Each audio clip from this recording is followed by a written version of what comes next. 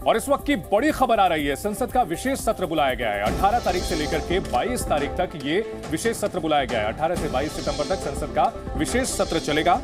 संसद के विशेष सत्र में 5 बैठकें होंगी। संसदीय कार्य मंत्री प्रहलाद जोशी ने जानकारी दी है। आपको बता दें कि इससे पहले जो मॉनसून सत्र हुआ था उसमें जम करके हंगामा हुआ था, विश्वास प्रस्ताव भी लाया गया था और सरकार की ओर से कहा जा रहा है कि हम सार्थक चर्चा चाहते हैं। अभी तक इसको लेकर के और जानकारी नहीं मिल पाई है कि कौन कौन से मुद्दे जो हैं इसमें प्रमुख होंगे, कौन कौन से विषय इस विशेष सत्र के लिए अहम होंगे। लेकिन संसद का विशेष सत्र बुलाया गया है, ये जानकारी मिल रही है। 18 से 22 सितंबर तक संसद का विशेष सत्र बुलाया गया है। इसमें 5 बैठकें होंगी। काफी हंगामेदार रहा था मॉनसून सत्र। इस दौरान मणिपुर को लेकर विपक्ष ने लगातार हंगामा किया। संसद की कार्यवाही ठीक से नहीं चल पाई और इन सब के बीच प्रहलाद जोशी ने क्या कहा है, आइए आपको सुनाते हैं।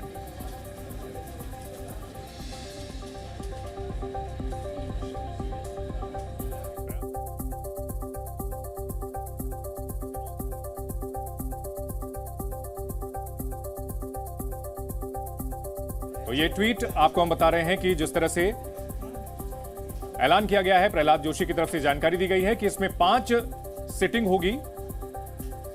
अमृतकाल के दौरान सार्थक चर्चा के लिए यह विशेष सत्र बुलाया गया है। संसद का विशेष सत्र बुलाया गया है 18 से 22 सितंबर तक के लिए।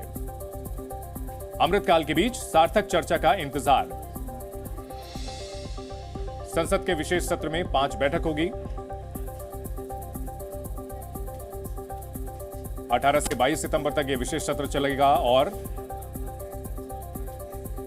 प्रहलाद जोशी ने ट्वीट करके कहा है कि अमृतकाल के बीच सार्थक चर्चा का इंतजार। और इस बड़ी खबर पर हमारे सहयोगी रविंद्र कुमार हमारे साथ जुड़ गए हैं। रविंद्र, ये विशेष सत्र बुलाने के पीछे सरकार का मकसद क्या है, अभी तक क्या जानकारी मिल पाई है? देखिए, बिल्कुल इस विशेष सत्र के जरिए सरकार जो पुराने बिल्डिंग है संसद भवन का, उसकी जगह पर नए बिल्डिंग जो बना है, प्रधानमंत्री नरेंद्र मोदी जिसका उद्घाटन किए थे, शिलान्यास किए थे, उस बिल्डिंग में संसद का कार्यवाही का शिफ्टिंग है।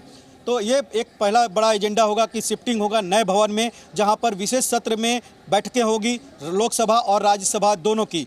इसके अलावा एक जानकारी मिल रही है कि एक महत्वपूर्ण बिल भी इस 5 दिवसीय बैठक में पारित हो सकता है। हालांकि इसका खुलासा नहीं हुआ है, लेकिन अनुमान लगाया जा रहा है कि ये यूसीसी बिल भी हो सकता है, क्योंकि आप देखिए कि इसी सितंबर के पहले हफ्ते में ही उत्तराखंड में विधानसभा सत्र है और पहले दिन ही वहाँ के मुख्यमंत्री यूसीसी जो बिल है उसको प्रेजेंट करेंगे और संभावना है कि वो बिल पारित हो जाएगा। और केंद्र सरकार पहले ही कह चुकी है कि जो उत्तराखंड का बिल होगा वो मॉडल बिल के रूप में केंद्र सरकार भी आजमाने की कोशिश करेगी। तो एक संभावना जताई जा रही है कि यूसीसी बिल जो उत्तराखंड से पारित होगा और जिसकी लगभग तैयारी केंद्र सरकार भी कर चुकी है, वो बिल इसमें रखा जाएगा और दोनों सदनों से पारित कराने की कोशिश की जाएगी।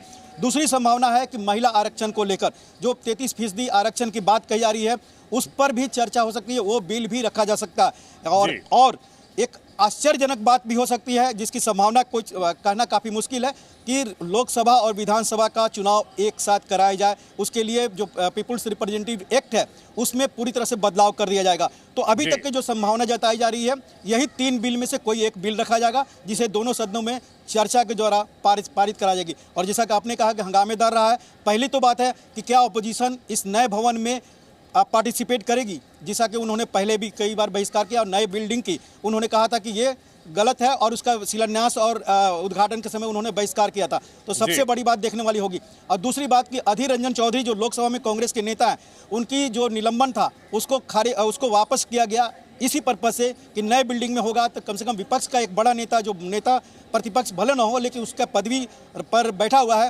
वो सदन में मौजूद रहे। अगर अपोजिशन बायकॉट करता है तब भी शायद एक नेता के तौर पर वो वहाँ पर बैठे, एक कोशिश सरकार की है। तो कहीं ना कहीं 3 बिल में से एक बिल हो सकता है और नए भवन में शिफ्टिंग, ये लग रहा है कि जो 18 से 22 तक का है, ये मुख्य एजेंडा है। ठीक है रविंद्र, निश्चित तौर पर मौजूदा सरकार को लेकर के पहले से जो हम लोग अटकलें लगाते हैं या फिर जो सूत्रों के हवाले से बात करते हैं, अक्सर वो गलत बातें साबित हो सकती हैं। यहां सवाल ये उठता है कि चाहे यूसीसी हो या फिर लोकसभा विधानसभा चुनाव एक साथ कराने का मुद्दा हो, ये तमाम काफी विवादास्पद मुद्दे हैं। और क्या चुनावी साल में ऐसा विवादास्पद मुद्दा कोई उठाना चाहेगी सरकार, क्या लगता है?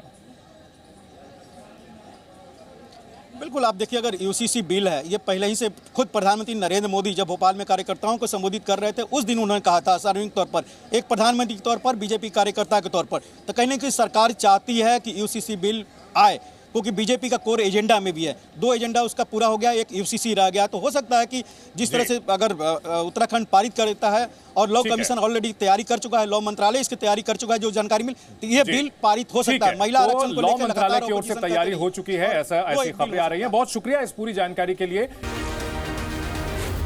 जी न्यूज़।